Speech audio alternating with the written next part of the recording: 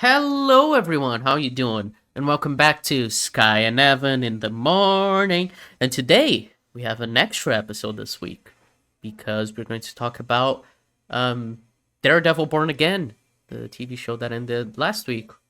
Oh yeah, we're recording this on Yeah. Tuesday, so yeah, exactly a week ago was when it ended. It's funny. I saved it till last night to watch the episode. My older brother was asking me, like, he's like, "Should I watch this show?" I was like, Complicated question, "Ah." complicated question. Well, and that was essentially what I told him. I'm like, I still haven't watched the final episode. The finale came out, and I'm honestly just like, I got movies to watch and scripts to write. It's like, Yeah, I kind of forced you to watch this episode so we could record a video, but it's because yeah. our discussions about the show have been interesting. That we have lots of opinions. It is a very weird show in many ways, and I like it, and I think it's pretty good. But boy, we both agree it's a fucking mess. Yeah, mess. There's no better describing word for this show than messy, if you ask me. And it's like I remember what I was calling this movie or the show early on was overproduced because again, Kingpin like and Matt at the end with like the white light flashing in red and it's like, oh my god. And there's like so much more like additional coverage and establishing shots of the city and they like have transitions. It reminded me a little of Defenders. I don't know if you remember the scene transitions in that. Yeah, Like you use like trains, like bang, bang. It's like it I thought that was really cool in Defenders. And to be fair, I like it in Born Again too. I like how this show is more well, stylized and less yeah, grounded. yeah. When I say overproduced, I'm not necessarily saying that that means it's bad. It's just flashier. I mean, Josie's. Spoilers for all the Daredevil, everything like original show, Born Again. Foggy dies. Foggy right, just Oh right yeah. up. So, but the fight at Josie's, I was mentioning this to you that it's like I was confused when I was like, wait, that's the one take of the Season, season? It's like, yeah. oh yeah, it's like, well, It's that's not how that frustrating works though. because it's a You don't pretty good oneer, except for the fact that it's mostly it's fucking obscured by CGI CGI and smoke. green screen. Which is like the fucking Well, smoke, and the smoke looks really bad as well. And I know why they did it is because they wanted the fight itself to be shot at different times from the people running around and leaving the room, so they could rotoscope the shots and put the two together. So with the smoke, it just makes it easier to blend the shots. Like that was why. but it's so boring. Like they did. I was mentioning this to you. My favorite of the long take fights in the original show is season two, and that's the one that has the most obvious cuts. Yeah, Like they're but the tricks they use, it's just like the angle of a door. Like when you open a door, like you kind of like move the camera sideways. It's like there's a cut there. There's a shot that like goes to Matt's back and then comes back. Like when they switch angles in the hallway, there's better ways to hide the use of CGI, the choreography and all that than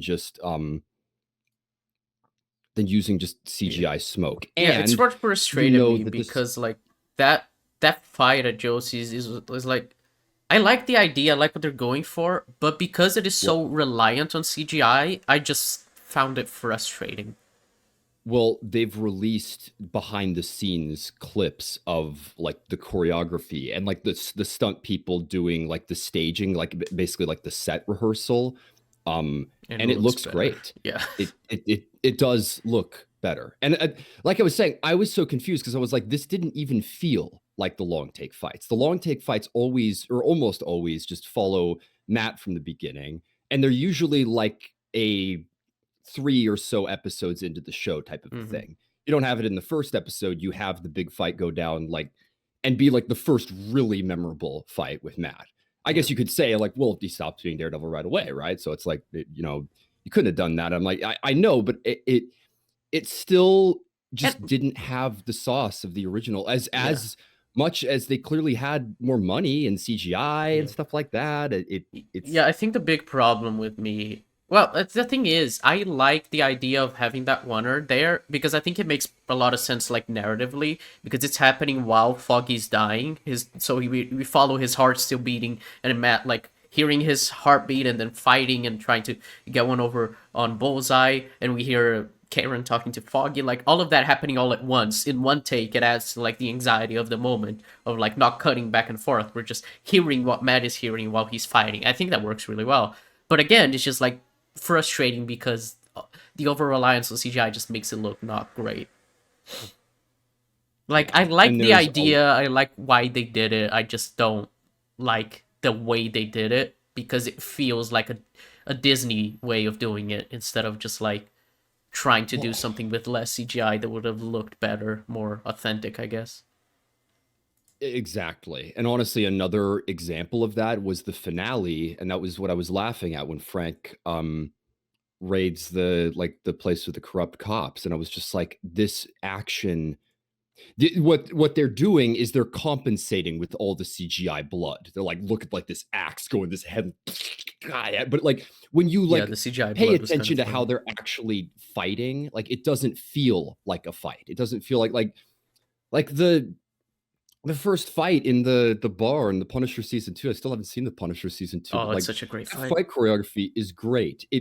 The hits feel like hits. It's like he's just going up against bruisers and fighting like with his fists. Like, and that's the fun thing about Frank's fights instead of the Punisher or Daredevil is that he fights so differently from Matt. Matt is a lot more like acrobatic and like, countering. It's like him when he's fighting, it's just his fists. He's basically a boxer. And I, but the fights in this show don't have the same punch because like usually they're using CGI to try to make it more like I guess interesting or I flashier don't really and know if I agree with that. Like I thought the fights in this show were actually all pretty well good. Other than what's the the best fight with one like Muse, other than the fight with Muse in the yeah what the episode where Muse dies, yeah. Yeah, well, 7, I that's think. the thing that's so funny. From what I Because that understand, was from that the fight original in episode yeah. 5, yeah, was reshoot stuff. The choreography is noticeably better. It's noticeably better with the fight with Muse. The Yeah, yeah. second one, way more shaky cam. But just the irony, like the finale that I was just referencing there, Entirely that's the new reshoots, yeah. filmmakers, right? Yeah, yeah. So But yeah, yeah, I thought it was good in the finale. To be fair, I didn't have any problems with the choreography in there.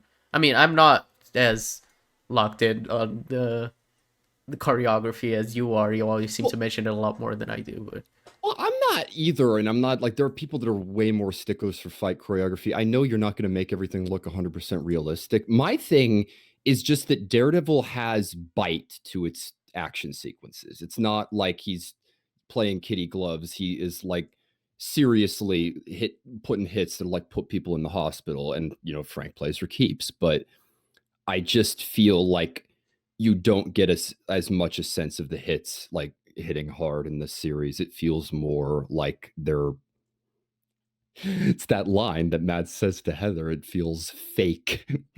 I don't know. yeah, I don't know. I wouldn't agree with that. I mean, other than like the one in the filler episode where he like breaks his leg, I was like, man, that looks Yeah. a Well, lot like CGI. That was like I get the point, but I don't I know. mean, the I best thought, one is Muse, and there yeah, isn't a lot of action in this show, yeah, admittedly. It's something I kind of like. It's yeah. nice that it's mostly just Matt being Matt, but Yeah, more character oriented, even though the side characters are really shit until the final 2 episodes. yeah. Oh God, we'll get to Fisk's campaign, but I'm trying to think about like stuff to talk about. So let's talk about Hector Ayala, Yeah. because Well, as far as I I'm, think what you said is that the first 3 episodes are like you really like them, right? The whole Hector yes, trio and everything.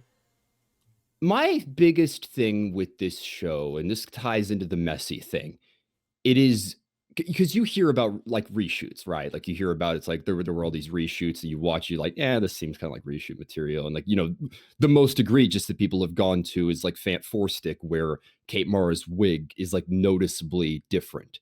There's like her hair length is like inconsistent between scenes, and you can tell what's reshot based on that. It like just the most basic attention to continuity was not adhered to. But I have not seen a more blatant example than this show. It is so clear that some of this was one crew and some of this was the other crew. And they traded in very different ideas, and the ideas of the new filmmakers are just better. they should have been the filmmakers from the beginning. It would have Yeah. been a more focused series. But the first 3 episodes, and there is a through line even with the goofier episodes, but the first 3 episodes are they like present Matt with an issue with Fisk getting elected, and then right after that you have Hector getting arrested, and he just puts up a defense, and the ending is Hector getting killed in spite of his efforts, and he put a target on his back, which I like that about Matt, is that he did kind of hang the guy out to dry, and he had to know that there was no way he was going to just stay away from that costume, and even if he didn't, his life still could have been forfeit. So I liked that, and then you have Six Semper Sistema, so with the guy who like stole cereal boxes or some bullshit. And it's just I like that. it's yeah, me too. But I'm like not in.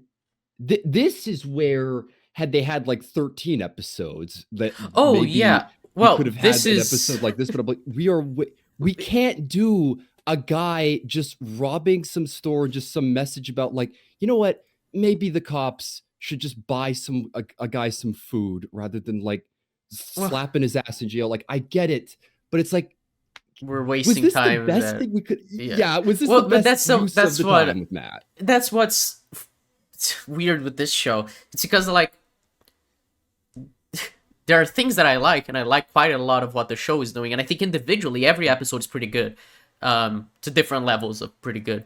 But then, like when you see the season as a whole, it is so messy because there's so little time to develop most of the ideas, because most of these characters were like completely differently written in Yeah. the original plan for the show, and the from episodes 2 to 7, which were the ones originally shot, and compared to episodes 1, 8, and 9, that we don't get enough time to develop them, and we think, okay, the season should have been longer, but they couldn't really make the season longer. So it's all like, I like the general idea of what they're doing, and I'm forgiving of the show that it lacks some of this stuff, and I like the general ideas it explores, like, the guy who just did like stealing food. Like, I thought that was really cool. But I agree that that is not like something that was worth us spending time over. At the same time, it's not really like the new filmmakers' fault. They were just like dealing with what they could at the time. So I'm like Yeah. forgiving of it. Well, I realized that last night because it's like, Frank and Karen, they've got like basically 2 collective scenes in it, or like, they show up in 2 episodes. And I was just like, they must have like made a choice, It was it was Karen, Foggy, Frank, and then like who's the most important person with the reshoots? It was Vanessa. Yeah. They recast Vanessa, and I am glad they brought back the original actress. She's so good in the original show and in this, and it's like I'm glad that we got her, but you can tell they must have made a decision that like the one reshoot character that we're going to bring back is her, and Frank, like Karen and especially Frank got the fucking shaft this season, that you could have done so Well, much yeah, more that they was had Karen move interesting. to San Francisco because she couldn't be in Matt's life because she wasn't in the originally shot episodes. And with Frank, they set up the entire thing with the Punisher cops, but we only pay that off in episode 9. So Yeah, and not even, it's like it just, by the way, that I was just, like I said, I'm not too much of a stickler for these kinds of details, but the guy having the Punisher vest on during the raid, I'm like, okay, fine, the task for whatever. But the fact that he loads his service pistol with those Punisher shell casings, like, what the fuck, dude? I Oh guess my he god. engraved every I single bullet he has. I mean, he's I just guess that he's just much of a that stan. big. Yep, he's Made Punisher simp, I guess, made but Punisher stand. Yeah. But these see like I was so frustrated by this scene with Frank because you can tell they're just trying to skip to New York's finest. They're just trying to like get them shouting at each other and yelling and arguing. And I'm like, there hasn't been a catalyst for this because Frank wasn't a part of this. He didn't, and the ending is cool. I like that. Like Franklin Nelson, like we could have lived a dozen lifetimes and never like measured up to the decency he had or something like that. Like that's cool.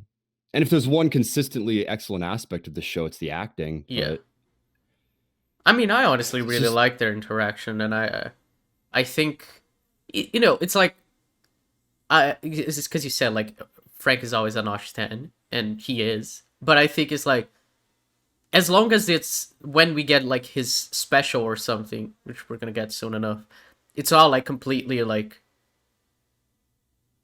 just that we have more subtlety because like this Yeah. isn't Punisher's show. This Well, is Daredevil's show, and I think it makes sense if we see little of the well, Punisher. It's always when he's on edge. we'll entertain this notion. Couldn't he have just been cut? Realistically, like, did we really need Frank this season? Couldn't have done what season 2 of the original show did, and it's like, I well, think they they wanted him kind back of for nostalgia points. well, yeah, but I think they kind of needed for the storyline they were doing with the task force setting up for season 2. He was important to be there because of the way they were doing the Punisher skulls and everything. But they added that. Like, I am really lost on that, on why they would have done that, because there are so many shots of the Punisher tattoos in scenes, and it's like it seems really important to them, but they don't have it directly addressed all that much at all. For the most part, they're just kind of Fisk's puppets, and there's not an exploration of what that means until the very end, and even then, I don't think they touch on it as well as they could have. I don't know. So I liked it. I like the I don't scene know. of Frank calling them clowns and saying he wouldn't piss on them if they were on fire. Those funny lines you get, and his acting was great there. Yeah, too. John I Bernthal is the swear, perfect Punisher. incredible stuff. He knows how to, because I keep saying he just at an emotional level that I'm not a fan of in that show, but like that was a hint of where he can go. He needs to start getting like his own movies where he's starring in them and like genuinely like the star of the show. Oh, 'cause this Accountant guy 2 is coming out should be soon, and amazing. he's gonna be. Yeah, yeah. Have you seen The Accountant? I have. I really like it. It's a fun movie. I do too. There's not much of John Bernthal, and that'll Yeah, only at the end, maybe but being like 2 is gonna a be. buddy cop. Yeah, he's gonna be a bigger part of it. Yeah, I don't know. It's one of those things where they have the material from the original series, which helps with Frank, but he's in so little of this that he almost shouldn't have been a thing. Well, Arguably, the but same could be said for Karen and Foggy. yeah, Like, it's almost too late, you know? Like, Heather and Kristen, I don't even remember if there was Kirsten. Kirsten, I see, Jesus Christ. She is so, like, Kirsten name had me a good 3 scene. traits of her. Kirsten had a good scene in episode 8. Which one? With the hospital? No, the one where Matt is late. Remember where he's like, "Hey, you're 35 minutes late," and then they talk. That was all right. And then Matt talks about like the way they're not like doing justice. They're like, well, and Heather, her setting him up with Heather as well. That was one of those. Like, I like that. Like, that's not funny. That is imperfect. But I'm like, you see, that's the kind of move Foggy would pull. Yeah. You know, like that's something that would be way more in character for him. She doesn't do anything else like that. Well, from episodes 2 to 7, she doesn't do anything. From episodes 1 and 8, she does. So it's like, oh, so the new crew actually gave her character, and the old crew didn't care. It's funny. She's just Matt's legal partner. You know, Cherry is more of a character, like more prominent than she is, which makes sense considering I find funny. Yeah, but it makes sense considering he's like an ex-cop and he has all these connections to help Matt with. Should have been Mahoney. Everyone says that, but it's like, yeah, he was part of the original idea that, you know, he was brought back for the reshoots to add some little stuff to him as well. But from episodes 2 to 7, he was already, everything with him was already shot, so they couldn't have just replaced him with Mahoney. So yeah. Yeah. And admittedly, I do think people are being kind of unfair because I liked it. I liked that they gave that Cherry's a character in the series because it gives Matt like somewhat of a PI character. He doesn't have to do like his sleuthing all on his own. He can just ask Cherry to do stuff like that Cherry for him. Helps him quite a bit. But the shot at the end was so fucking funny. It was because everyone he's like, we're gonna need an army. I'm putting together a crew. And it's like Josie. It's like that cop from that one episode. Well, it's a bunch of cops. And Cherry, yeah. 3 good cops. It's like, what the fuck? But to be fair, it seems like because everyone was like, oh, we're gonna need an army. It's hitting at the Defenders. It seems like the crew that are working on the show are actually going to do something with, maybe not all the defenders, but bring some of them back. And obviously Punisher is going to be part of that army for season 2 after he escapes. Like, that's a given for Yeah, me already. Like, this part of why he was in season 1 was to set him up to be part of that army for season 2. And I but mean, I don't know if they're gonna bring back the other defenders, but Jessica Jones has been one that's been fairly hinted at more so than the others. So yeah. yeah, I don't know. I am not a fan of throwing that in season 2, and it just feels like this season didn't wrap its own story up and just kind of is like, Oh yeah, I tune in definitely next didn't. time, which that was a lot of shows do that, I suppose, but it's just I it think it's bugs me that fine the when it's show like, acts like it's well, Marvel ordered 2 seasons, so it makes sense to have a 2 season arc, And again, with the reshoots and everything, they had very limited time. There were 3 episodes that were entirely just new stuff, which was 1, 8, and 9, and the other episodes were, the original crew with some reshot scenes here and there. So it's like they didn't yeah, have a lot of time to but actually finish off their storyline. So it makes sense to like just be like, okay, so now let's do it in season 2. There are many shows that do like 2 season arcs, and they'll resolve themselves at the end mm, of season 1. I think it's fine. I can understand being a little frustrated, but I think it's fine. I mean, it's TV shows. The entire point is that they keep going, and these storylines aren't well, resolved fully. my thing was that so we should probably talk about Fisk's mayoral campaign. My frustration with it is that just so many people, everyone, just lets Fisk walk over them. It's like, why? It's like he's got blackmail on them. It's like just on everybody.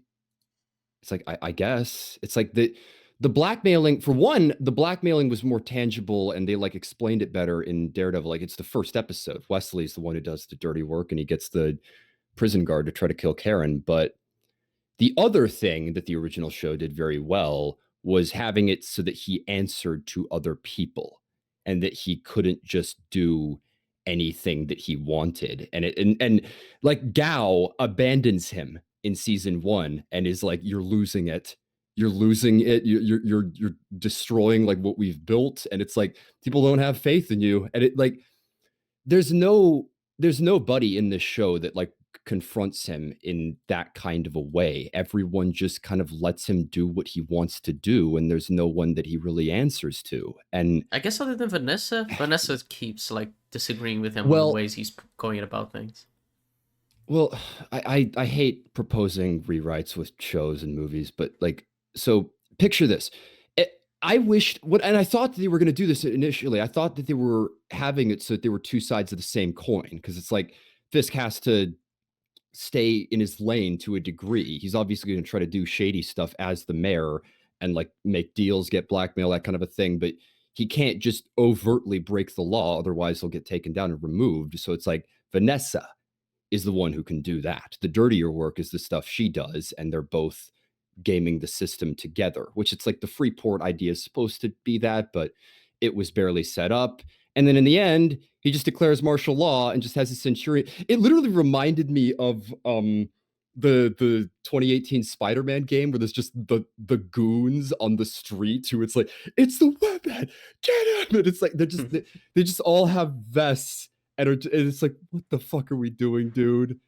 Really? Like if Fisk could just do that, he could just have his mercs who just shoot people on the street and slap masks on their like it's like there's no way. And I mean, I what don't I know. think would I have been I think that's like fairly believable with the way things are going IRL, considering America's president. I don't know. I'm not one to talk, but Jesus. Barring all that, the thing that I would have been more a fan of, and I think that the ending almost implies this, is I wish that the cops that had the Punisher tattoo, they were like they were just bad, dirty cops in their day to day. But at night, they almost did vigilanteisms. They would like go out and kill people that were vigilantes, and you almost had an irony there of the fact that like they can't do that kind of a thing within the confines of the law. And because Fisk's all against vigilantes, but he just seemingly just everyone backs him. They just hate vigilantes that much, I guess, or Well, not no one everyone. gives a That's the fuck, entire or point. like, He got rid of like 50% of the police force to well, have only the That's people an, that were on his side. that was another thing that actually really confused me in the second episode, I believe, when they introduced Gallo. He, because I actually thought he was one of the better characters, and he's played by Michael Gaston, who's a pretty good actor. Yeah. But my problem, I was so confused in episode 1 when he's like resigning. He's like, you know what, I'm quitting. It's like, why? It's like they're just going to replace him with someone worse, right? Stay chief. Stay chief and try to like keep everyone on board. Try to like make sure it's like, no, this is my department. I'm like, I rule the law. It's like, well, he still has blackmail on him, all right? It's like, I, I think it would have been more interesting had he been like, sure, I'll let you do what you want, like, blackmail me. And he'd like, maybe Fisk pressured him and maybe he would fold on certain things, but for the most part, he doesn't. But after that episode, he's just Fisk's puppet and he just rolls over. It's like, everyone does, though. Everyone does because they have blackmail on everybody and they say things dramatically. And fucking Daniel at his desk with the little ring. The ring, I could not I take thought that was Daniel. so funny. I could not fucking take him seriously. Well, but he's not to be taken seriously, to be fair. I mean, I don't know. You compared him to Greg. I think Greg is a very good comparison. Well, yeah, but Greg has Tom as the thing, and he doesn't win, or I mean, not spoilers for Succession season 4, but he does win. What I'm saying, the thing I like, low key, I think it's by design. I think they were like homaging or inspired by Greg, but he's introduced as like the character who's just out of his depth, but still ambitious and still trying to make it in. But it's like early on that you just get him just becoming Fisk's protege, and then he takes a big role in like the second to last episode. And the thing about Greg that I find funny in Succession is that even though he's trying to climb the ladder, he still feels like his season 1 self, where he's like still awkward and doesn't really know what he's doing, is just making it up as he goes along. But in this, Daniel buys into it. And he's like, he just has his feet on the desk and it's like, Mayor Fisk, it loves this city. And he wants to see everyone around. It's like, what the fuck, dude? It's all of his scenes are like that. I don't know. I like it. I thought that was funny to have like a mini Fisk, the protege. Obviously, there's the comparisons to the Penguin with Wesley. Oh, well, people are comparing it to the Penguin. Well, yeah, obviously with shit. I forgot.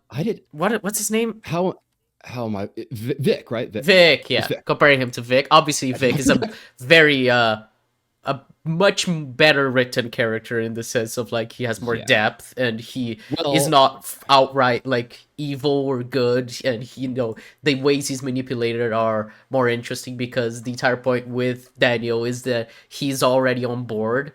And which kind of makes sense. Like they're exploring the idea of like these people that are like diehard like Trump fans, especially of that age, to just like buying into the absurd shit he does.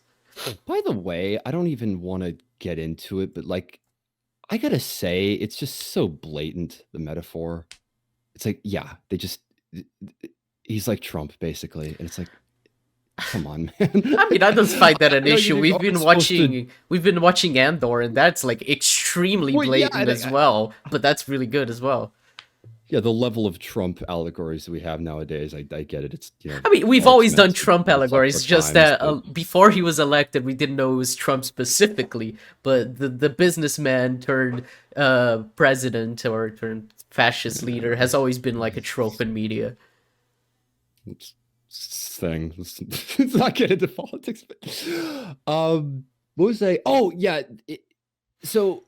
Wesley in the original show, the thing about him is he's just fully on his side, and you can tell Buck is just kind of supposed to be. Yeah, Buck is supposed to be the new Wesley, obviously with much less of a friendship with way Fisk. More boring. I mean, that's the thing that makes Wesley so interesting in season 1. He genuinely considered him a friend, and I don't think there's any character in the original show or otherwise that filled that role. It was like this irreplaceable thing to him, someone that he fully trusted and that like fully was in his corner and believed in him.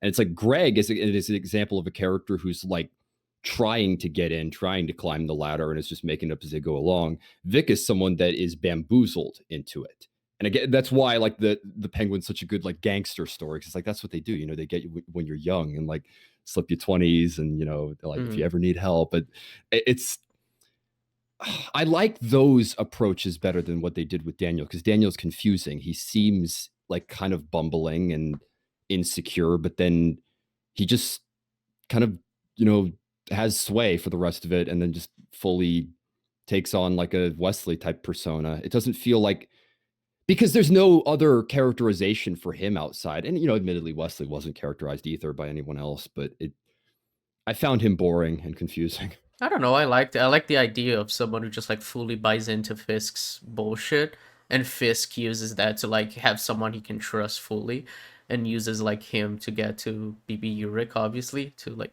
have her control the That media narrative, and then like slowly I'm he sorry. turns more confident in himself with like the way Fisk trusts him, because like when Daniel fucks up, Fisk like forgives him because then he has his undying loyalty. Like I thought all of that was Yeah, really cool. I suppose there's a little bit of a like threat in there. There directly is, but oh god, what were BB you saying Urick, that I was coming think. to track? Yeah, BB. What you said just there, control the media outlook. Because like that is what happened. It's like, hey, you're a reporter. Like, alter how the media thinks of us. It's like, what are you talking about?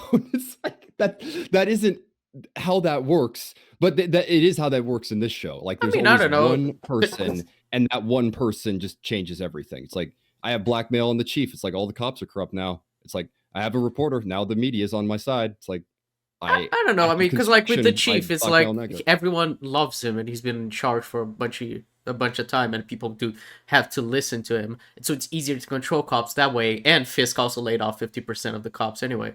And other than that, with like BB, it's like she is the biggest outlet, media outlet What? currently, which Why makes sense though? with like influencers Isn't she? Yeah, but that's the problem. Is with she's like a influencer culture. blogger. So it's like, what? There's no way that that's like something that she has a big enough voice through that. I know that I mean, they seem influencers to are like think they seem influential, to but imply that they do, and I mean, we've seen a bunch of like people like I mean Casey Neistat for one, like yeah. that type of Well, people. they can add something. They can add something to the conversation, but the idea that like one person would be able to like completely alter at like the media's perception of Fisk, like there would still be, and which I'm like, do that. Have opposing like people. Well, Have but like one there group be are like, opposing views. That's the thing. It's just that well, they're all set in those little, you know, student films. yeah, Like, hey, and BB there's this obviously in the says like streets. she's writing It's stuff in other bullshit. like in other like pseudonyms. Yeah. Well, exact. But that doesn't go anywhere because Not BB just folds yet. to the blackmailing, and then, well, that's the problem. That's this whole fucking show, payoff and no setup, and just they're just moving along, and they're like, eventually we'll wrap that up, and I'm like, I damn near nothing was wrapped up this season, like other than, well, I don't know. Well, should we talk about the bottle episode? Because Yeah, I think this is, it's an interesting episode. I mean, I like it. you liked it, right? Yeah, Yeah. I full them out just like they should have cut. The Well, I mean, and the let thing me tell. is, it was already shot, so I don't see the Yeah. point in really, Well, literally cutting it out of the show. well, this is the thing, Skye. I remember saying that when I finished the episode last time. Like, in spite of it all, the show is way, way better than I thought it would have turned out, considering what Marvel's TV shows are usually like. But this fucking episode, it's what I thought this show was going to be like. It's full Marvelized Charlie Cox Daredevil, where it's just a really silly, really weird adventure with not a hell of a lot of character development and just doesn't do much. But it gets people talking for a week, and you reference characters. You have the character say the character's name, and then, Yeah, which I'm sorry, I'm sure people. yeah. They I've heard mentioned people Kamala genuinely so love many Miss times; it Marvel. was funny. It's like, it's his dad, right? Right. So It's it's her like dad, he's yeah. proud of his daughter. It's like, And he was a. The thing is, like yeah. outside of like the Marvelized aspect of it, I thought like Matt was well characterized. I thought Yeah, yeah. Miss Marvel's dad was well characterized. And I mean, I've seen only the first episode of Miss Marvel, and I've seen the Marvels, but I think he's fun. I think everyone in Miss Marvel, the TV show, is fun. I need to finish watching that show because I genuinely Well, I was mean, enjoying it. people keep recommending it, and you can tell the dad is really charismatic Yeah, as an yeah. actor. Like it's just like he's in a different TV show in this. But Yeah, it's just I weird. It's a weird episode. I enjoy it because I think it's fun, and I like just like we have Daredevil stuck in a bank robbery without being able to do his Daredevil shit because he's in his suit. He's mad at this point, and I think it's just cool to see like how he tries to deal with it, how he tries to help the situation. But it is mm, all a well, little undercooked and a little too silly. So it's why I like it, but I don't think it's like a good episode. yeah, it did remind me a little bit of the end of episode 2, and I liked that. I liked that we get Matt trying to be creative, and he doesn't really suit up all that much at all in this series. Which again, I like that. I like that there's not a lot of action. There's not. It would have been so easy to just fight, fight, fight, action, action. There's way more action in the original series than there is in Hmm. this. But I am glad they show some level of restraint, but this episode just is really goofy. And then him giving the diamond to her dad, it's like, what is the point of that? What does that even mean? He's just That returning the diamond diamond to doesn't the belong bank. to him. No, they're just returning the The- diamond to the bank. okay, it's just leaves it in the candy. I guess he's just gonna give it back. Okay, Yeah, he's gonna see it. He's like, oh, now we're gonna put it back in the thing. all right. Yeah, just the point of like he returned it. I thought he was gonna use it to pay off like the money that he needed. Yeah. Because that would have been Well, funny. But he was just like not returning. And to be yeah. fair, it's more in character with Matt for him to return it. But Yeah, and I actually did like that too because I was like, oh, here we go. I'm like, you know what? After all this, I'm gonna let you. But it's like, no, it's like, I'm sorry, dude. You're still not getting the loan. I'm like, great. It's like they always do that. They're always like, you know what? After all that we've been yeah. through, I'm But it was gonna like we're still not getting the loan. Don't completely. worry, I just wanted to talk to you, which I thought was nice. Nice character moment for Matt. It's just like what? I care.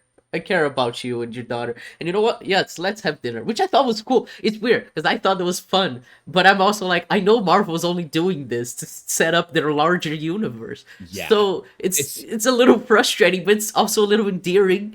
I don't know. I liked it. there's charm, and it's like the best part is the characters and the Yeah. acting. But like as an episode of TV, it adds damn near nothing to the rest of the series, and Oh no, it's yeah, out it of could have completely place. And been cut off. And I think this season probably yeah, would have been better for it. But I like it as like an individual episode, and it's also funny because like yeah, I remember we were talking about it. I was like, oh, they're gonna release episodes 5 and 6 together. I wonder if it's like this cool two-parter. And yeah. it's gonna be like this big event. And I remember you saying maybe it's like that episode 5 is not very good, and they're gonna release episode 6 with it to like drown out the conversation about episode 5. And that's Yeah, to literally what they compensate did. and That's literally what yeah, they did. I the 100%. That's why they did that. They knew that if they just released this episode, people were like, dude, Daredevil has fallen off a fucking cliff, and it's like they needed that episode to Yeah. redeem themselves. Which low key, the next episode is Yeah, one of my favorite of the show. yeah, So episode 6 was one of the best with the Muse fight and obviously the parallels between Fisk and Matt. Which honestly, like the best thread in this show has been the characterization of Matt and Fisk, like as parallels to each other. well, yeah, I found that I remember messaging you about that like part of the way into the season. I'm just like I think even through it all that they got that right. They Yeah, got the idea that both of them are trying to like go the straight path, but they can't help themselves. Like I love that line. It's hard to come to terms with a violent nature. It's like both of them, like he's talking about Dex and that, but he's also talking about himself and Matt. They have violent natures, and yeah, they can't help but go back to who they are. And I I was a fan of that. I wasn't as big of a fan of like Fisk as mayor and what he's doing there, but the the actual like dynamic between the two, I think it was pretty solid. It's just not really like resolved this season, so we'll see where they go with that. yeah. I'm very forgiving when it comes to like just setting stuff up of being like, hey, we're not paying this off. Yeah, but we'll be paid off. It's why I don't blame Eternals for like the fucking, you know, Dane Whitman and Erisham. the Oh, I was gonna say Erisham, just like sticking out of the earth, because it's just like, no. well, that's not Erisham. Sorry, Tiamat. Erisham is the one. Sorry, I Yeah, the one that yeah. But I thought Tiamat you just know sticking. the names of the. I just always call them the Celestials when Yeah. I've only watched that movie like twice, I think. So Well, me too, but I uh, kind of love them, and I've talked a lot about it on Econ. For we'll probably cover it at some oh point. yeah, that is one that we'll do Ugh. a podcast episode on probably pretty soon. I've been in the mood to rewatch it, honestly. Um, but yeah, I don't know. I'm okay with just like saying like, okay, we're setting these things up for the future. We're not paying them off now, but trust that we have plans for it. Because if something's canceled or something like that, it's like you can't really blame them, can you? Like it's the same, Yeah. Well, Midnight Club was canceled, and the entire storyline of the show was well, just like dropped, but like the characters were resolved in season 1 of that show, but like the well, plot well. isn't. So was Daredevil, Skye. They canceled Daredevil season 3, and that's what. Yeah. This is the thing. I don't know about you, but I came to terms with it. I remember just sitting there. I'm like, I actually think that's a good, just series finale. It's like, that last shot of Dex notwithstanding, I'm like, what else needed to be wrapped up? Yeah. What else needed to be I mean, resolved? that's I'm like, all. That was always what I it, thought. It was like it's the perfect finale for the show, except they have the tease at the final the shot with Dex. yeah, but the episode itself is so Yep. good, and even if they were going to do more material, they wrap it up so well, and I Yeah. think the all the other shows do that pretty well. So it's like, did Fisk need to be like locked away this season? It's like, well, if I'd had Mara, why Fisk wouldn't have been in this season? He would have been in the next season, and you could Yeah, set it him would have up. But been. I Yeah, it would have been pretty. But it did still. The other thing, he was already in Echo, was already in Hawkeye, and obviously it's part of our larger universe. So it's been 7 years, and how do you it's bring so back the Daredevil show that was so iconic without bringing back Fisk?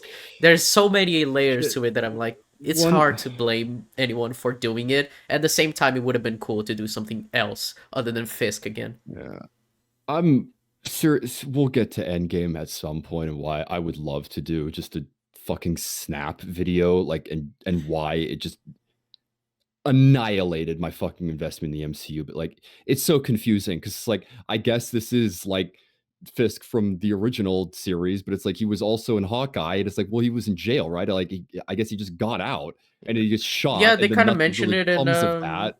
is it well in the beginning of episode 9, right? When Vanessa talks to Dex, where she's or episode 8, Yeah, 8 or 9, where she's like, oh, because of the or he was acquitted because of this or that with the Nadim. They mentioned Nadim my name because I was like, hey, I thought that was cool because like, hey, Nadim, I remember him. He was a good character. genuinely was. I miss Nadim. I He was one of my favorite characters in Yeah. Daredevil. So good. I was blown. I remember being blown away when I watched that first episode of season 3 because it's such a harrowing shot where Matt's like just surrendering himself to the void. He's just like, kill me, and then they just leave, and then you just pan up, and it's like, wait, what? We're just introducing it, like, god damn it! I like don't introduce a new, like, that was such a like a door slammer, and then like he meets Fisk at the end, and then Nadim is actually like a really awesome and well developed Nadim is character. one So of the best characters in Daredevil. I mean, Daredevil season 3 is so fucking good. It's insane. yeah, and I'm sorry, like, we're defending certain aspects of this, but this does not hold. I honestly don't even think it holds a candle to season 2. I'd Oh no, compare yeah, it to no. This season is 2 in not. terms of, This is not nearly on the level of the original show, but I'm completely okay with that. I wasn't expecting it to be, unless they yeah, actually I mean, brought back the crew who yeah, were going to make season 4. exactly. We never were going to get the Yeah, exact same thing again. The best part of this show is Charlie Cox, and like all the performances, really. Like, yeah, these people were born to play these characters, but yeah, I yeah, it's messy. yeah. And it's Um the thing with the, like, but um, shit. My brain just completely just had a complete brain fart. I completely forgot what I was gonna say. I low-key almost forgot what I was saying. Yeah. Shit. Did What it were we come talking back? about? What were we talking about? The Oh, it's Oh yeah, that's season not. Yeah, 2. yeah, yeah. Sorry. No, Yeah. it's I wasn't expecting it to be the same, and like it's part of why I like that the show's very different visually and stylistically in general, because it clearly shows like this is a new show. Like it's basically a soft reboot. Mhm. It's why it's even called Born Again. You know, it's Yeah. Daredevil, the TV show Born Again. It's a different version of Daredevil with these same characters. It's I think people forget, especially because of COVID. But Daredevil was canceled 7 years ago. That was a long time. Yeah. 7 years between season 3 and season 4, basically. So it's like, you can't really just do season 4 like nothing happened. You need to like do something different and said it's why it is a new Well, show.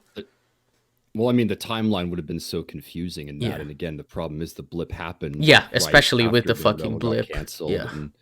And everyone says, that would have been interesting regardless. But the MCU, understandably, is trying to ignore the blip and act like it never happened until they want like a character to have a backstory where their uncle got blipped away and they want to kill somebody. The MCU is so fucking bad. I'm saying, let me just say this out loud. If you actively follow the MCU and you watch all of them and you hate them, like, what are you doing? It's just awful. Like, give up. Just stop. You can just stop watching certain movies that you don't like. Okay. Jesus. Okay. So. Rant over. Okay. I think the last like macro episode we haven't talked about is the Muse return. Yeah. So It's weird. That I like the general idea of like, ooh, he's been Heather's patient, and she's been helping him like find himself, and he obviously takes it completely the wrong way. But then there's the thing of like, none of this was in the show at all. It just so happens in that episode, and he's like, I guess I'm gonna kill you now. Or like, okay, I guess I'm supposed to care. I think the reason why that is because Vanessa was, again, of the reshoots, I think the bulk of them came down to putting her in the show and replacing the original actress that played Vanessa. And they have the therapy scenes between Kingpin and Vanessa earlier on, and I think there's like 3 of them, and that obviously ties into Daniel, but Muse just got the shaft. Even one scene, even one therapy meeting between the two of them would have been better than what we got, because what we got was literally set up. It was just like, hey, can you help me? She's like, sure, I'll find some time for you. And the next time we see it was like, hey, I'm Muse. I'm going to kill you now. It's like a 3-season arc or 3-episode arc in just one episode. And it's funny too, because the new crew didn't even seem to do all that much to. Yeah, I don't think they really care to like be like, oh, let's develop this idea. They're just like, it's whatever. Let's move on. Well, let me go back, because that episode, I don't think most of it's about Muse. I think the bulk, the most memorable part is the ending fight. But yeah, most of it is about like Matt and Heather, and then Frank broods a bit. BB, or actually no, the focus of this episode is Hector's daughter, niece. Niece, yeah, niece. Yeah. But so this is something that confused me. Was Hector reshoot material, or was he original? He was the original, yeah. That's funny to me, because he feels like reshot material. Yeah, well, it's because a lot of the stuff that made his storyline work was from reshoots. It's very interesting, because you can notice a lot of the time that it's reshoots. Like, in what way? What kind of stuff? Well, the scenes with Hector himself weren't reshoots, but like the stuff that adds the context to it, like the scene where Matt sits in the courtroom, like it's a church, and he's holding like the broken earpiece, or not earpiece, the broken horn from his Daredevil mask. Like, that was a reshoot. By the way, I did really like that. Like, it's used in the opening. It looks like a D when the horn is snapped off, and then he always is like carrying it around with him. I'm like, that was a cool little detail that they threw in there. Yeah. But yeah, most of it is about Hector's niece, and it's funny too, because I don't, like I said, the Hector material felt like some of the best in the show. The idea that the old crew, that was like their brainchild, that's interesting to me because Mhm.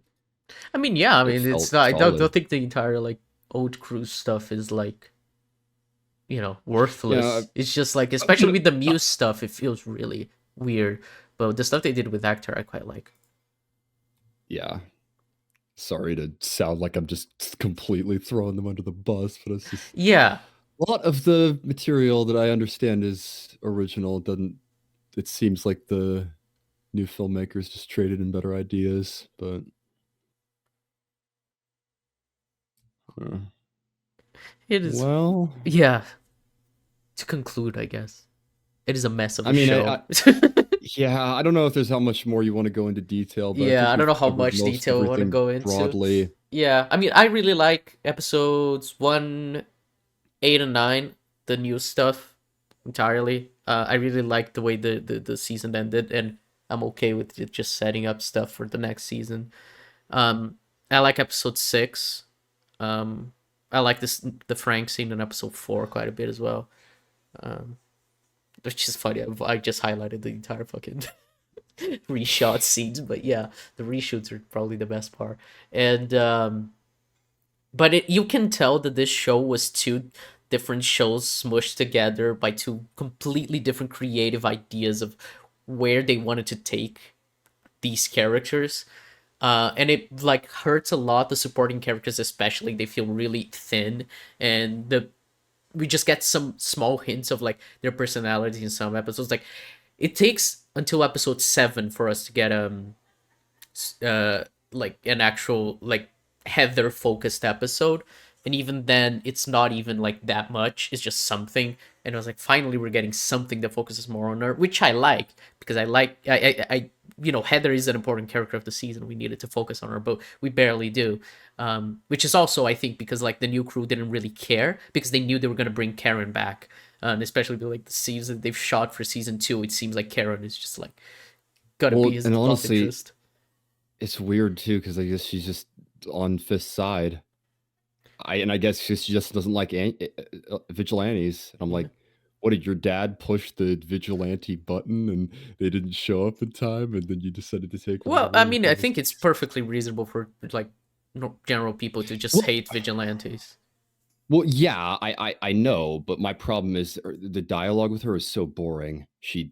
Matt and her, well, for one, Matt and Karen already argued about this in season 2, and Frank was the perfect catalyst for that. I guess Yeah, Muse is a thing, but it felt so weird when she's like comparing the two. I'm like, dude, Frank and Matt had comparisons. Muse is just a straight up serial killer. Like, what the fuck are you talking about? yeah, He's not even really a vigilante. He has a costume, but I I found it weird that she just seems completely on board with everything Fisk is doing. In the end, she just shakes hands with him. It's like, great.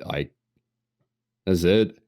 yeah. It's hard to get a pulse on what her character's like or Yeah. what she values, because Well, that's the I thing. It's all really like like general idea. Like I kind of see that, but we don't get anything to like really develop her, so we can understand why she sees the world the way she well, does. this is the irony is I remember in the first episode, The Date, one of the coolest things in that for me was that they kind of fade out the sounds, they fade out their dialogue, and it's like you see it's like it doesn't necessarily matter what they're saying. It's like there's a spark between the two of them. It's Yeah. like they like each other, they're good for each other. And then so I was like, okay, it's like, that's just like, hey, like intro, it's like now that they've met. But then after that, they just like move in. Yeah, they It's like barely what talk to each other, barely. what? And like I remember when Matt says "I love you" to her, I was like, this kind of feels rushed. Like, Did you even tell that to Karen? Like I yeah, don't like I feel like we've barely seen their relationship, or and why Matt would love her, other than just like she's the love interest. well, in I don't even know if they broke up at the end of this. So it's just Well, so Heather's Kirsten or actress whatever, says they're that she's Matt's ex. Matt's ex. Yeah, Yeah. Yeah, so I I saw assume that. so. Not that the fucking episode told us that, that's for sure. But Kirsten and Heather were both beating his ass when he was down in the hospital bed, which is great. So, yeah, I am not a fan of Heather. I'm unfortunately. I think And honestly, I was on board with the idea of a different love interest, especially considering how the first episode goes down. I'm like, Matt's just trying to start over. I'm like, that's interesting, but it's one of those things where I imagine the new filmmakers just didn't care. Like you Yeah, said, I think they just were just like, you know what, we're bringing we're Karen bringing back Karen anyway. back Let's just anyway. Yeah, underdeveloped, just stab him fist on whatever. Like, yeah. put her in the discard pile. They're probably gonna put Kirsten in the discard pile as well when Foggy comes back from the fucking grave. Because Maybe, maybe not. I feel like Kirsten's someone they actually want to keep around more. they probably want to keep Cherry around because he's going to be on the Defenders or something. Oh yeah, the Cherry's definitely gonna be kept around unless he dies for dramatic effect. Let's talk about that, by the way, because that was not something that was confirmed at the end of the season, but everyone is thinking that they're going to bring Foggy back. They tease that something weird went down with his assassination, but we don't get answers in the finale. And then Foggy's actor has also been confirmed for season 2. Yeah. So It's funny. I remember seeing that literally the day before I watched the first episode. I'm like, oh, so I guess that was just a fucking lie. But no, now, oh yeah, the other detail is there's like a building number that matches an issue number where Foggy fakes his death. yeah, So people were thinking that was an Easter egg and a subtle reference to that. I'm so like no case would get him to do that. And sure as shit, no case would get him to not tell Matt. He would tell Matt. There was no way that he would let him think he was dead. Whatever they pull, his goddamn heart stopped. Like, what? What do you mean he faked his death? Yeah, I have no clue how they're gonna do it. I'm waiting to be. Well, it's that magic drug that's in every movie where the character slows their heart. Nick Fury like did that in Winter Soldier. Remember? Fuck off! I'm so tired of that. Stop it. But for real, I don't know how they're gonna do it. I just got no clue. If they are going to do it, maybe they will keep him dead, and Eldon Hansen is just in season 2 for like flashbacks or fucking hallucination scenes, like in Daredevil season 3 with Matt's dad. So who knows? I would hope that they would keep him dead, if I'm being honest. I know people love, I do too, and I didn't want him to die. I figured he would die in this season, and that would be used to motivate Matt. And a lot of it does come back to Foggy in this show, but it's one of those things where Kirsten, she's got shit on him. Which all of her scenes, they would have been so much better had Foggy been the one that was arguing with him. Even subtract Brett/Cherry from it and just get them being the ones who talk and argue through all of this stuff. Like, you have that developed, but for some reason the original filmmakers just wanted to kind of start from scratch. New girlfriend, new legal partner, new everything. It's like, all right. Yeah.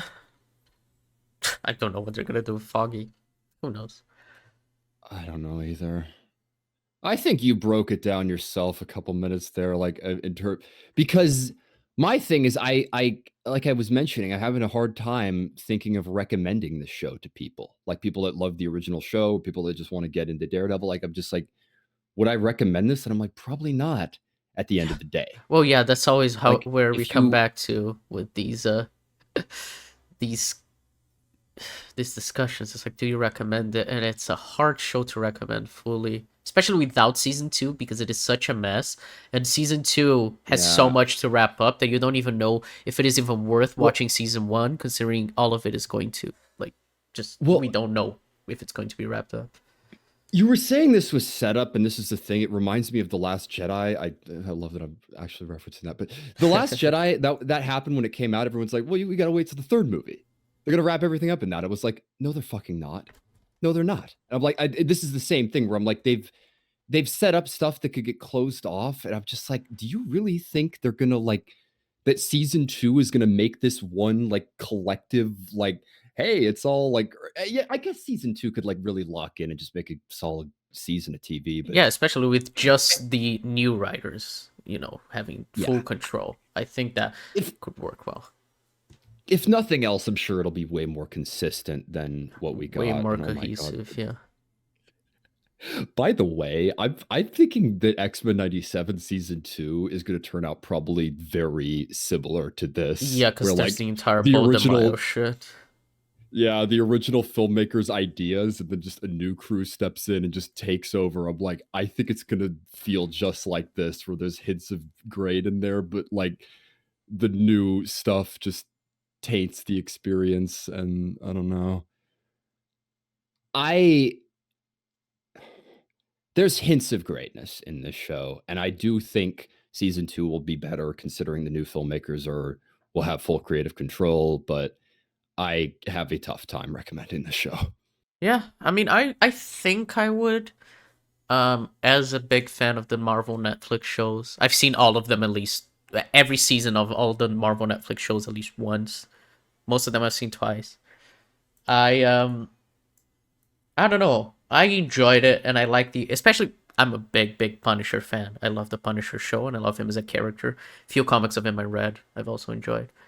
But it's like, honestly, if you're undecided, wait for season 2 to come out. And if that actually turns out to be solid and rounds off the story well, then I would recommend watching this show. But right now, I don't know if I would say that it's worth watching for now. There's not really a lot of new material that's really worth exploring with this show. A lot of it is just set up for season 2. The little, like, good moments we get, you can see on, like, a fucking YouTube compilation, or just, like, Google, like, Daredevil Born Again episode 6 fight scene, and so you don't really need to, like, watch the full show to get, like, the new stuff that is worth watching, because yeah, it's very much a mess of a TV show.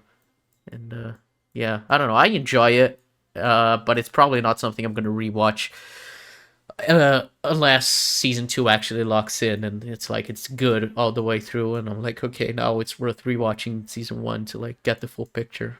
But yeah. We'll see. I am glad that Charlie Cox is, like, the MCU's Daredevil, and that they, like, seem to want to bring the original actors back, and it's nice that we have that. But yeah, it's messy. Yeah. Well, I think that's it for one of our longest episodes in a while. But yeah, how long have you gone? We got an hour and 1 minute for sure. Yeah. Nice. Oh. Yeah. Well, we're not doing any recommendations today because this is just like an extra episode about Daredevil. Yeah. It's so funny because Pistol, I don't. That one's out now, right? It's still not out. It's still not out because I keep waiting for a week where we miss uploading, and I upload that in place. We've just been so good at keeping the schedule. We don't need to have those little extra snippets. Maybe this will be in the ether. No, I'm gonna release it immediately just because it's topical. The entire point is that it's topical and wanted to record it. Yeah, season just finished. Yeah. Like a week ago. The Pistol. It hasn't seen the light of day yet, but that was more like a recommendation, basically, of just like, you probably haven't heard of this show, check it out. But this, most people know, so we could go a little more in depth. But yeah, and it's interesting to talk about because it is a weird show, so there's plenty to be said. But yeah, folks, thank you for watching. Tell us what you thought about Daredevil Born Again in the comments. I'm really curious what your opinions are. Either side, like, thinking it's like, because there are a lot of people that thought that it was, like, abysmal from the beginning. People think it's pretty good through and through. So, like, I'm curious because it's splitting people, and people are going all around. So, and we sure as hell have scatterbrained ideas. So. Yep. All right. Well, thanks for watching, folks. We'll catch you soon. I think the episode you're gonna see after this one is released is the one on Ambulance, which we just recorded. So yeah, this is gonna release probably before Ambulance. So yeah, have fun with that. That's Michael Bay movie. He was very good. Very good. Love Mike. Ooh. She's wrong. It wasn't that bad. It was a little bit fun. Fuck you. All right. Thank you for watching, folks. We'll catch you soon. Watching. Bye-bye. Later.